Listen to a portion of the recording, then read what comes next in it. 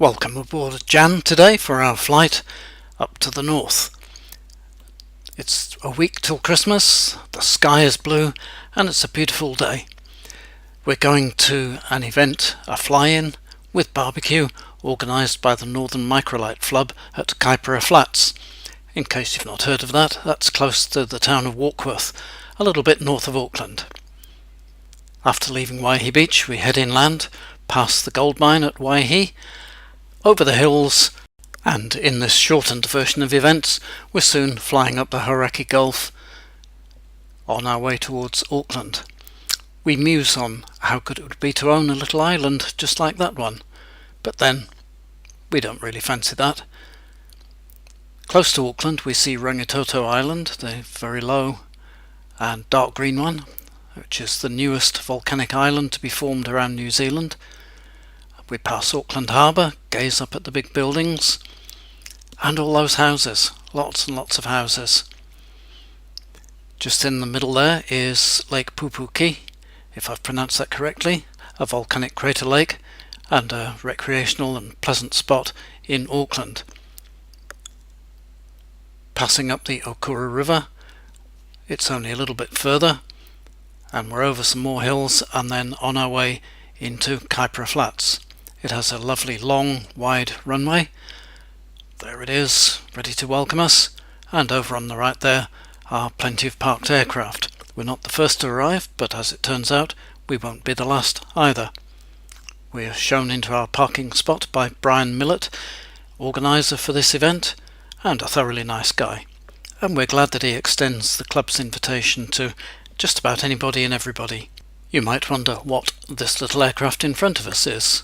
Well, it's registered what, and it's a Burrabi, an Australian term from one of the Aboriginal languages, and it means koala. That we just passed there is probably one of the largest aircraft here, and the Burrabi was the smallest.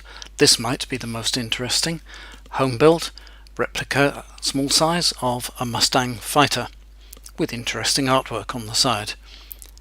You may have to wind back in this video to get a better look at the lady. But over at the hangar giving us a warm welcome is that lady Martha, Rusty Russell, and a good gang of people all waiting for the food, which will be along very soon. Russell is my passenger for the day. Well, actually he's flying the aircraft and enjoying a little bit of instruction and familiarisation with places he's not been to before. On our way back we head out to the west coast. As we get to the Kaipara Harbour we find this interesting place. It's quite famous in New Zealand. It has some very large sculptures. We make a note to come back there and do some circles around it one day, get a closer look at the huge sculptures there. As you can see, the sea on the west coast is pretty spectacularly rough. We've had strong westerly winds blowing for the last week and they've really made the waves on the Tasman big and strong. This is Piha, a well-known surf beach not far from Auckland. And as we come further along the coast we get to the Manukau Harbour entrance. Manukau heads here are guarding the entrance to the harbour, which has Auckland City and Auckland Airport at the far end of it.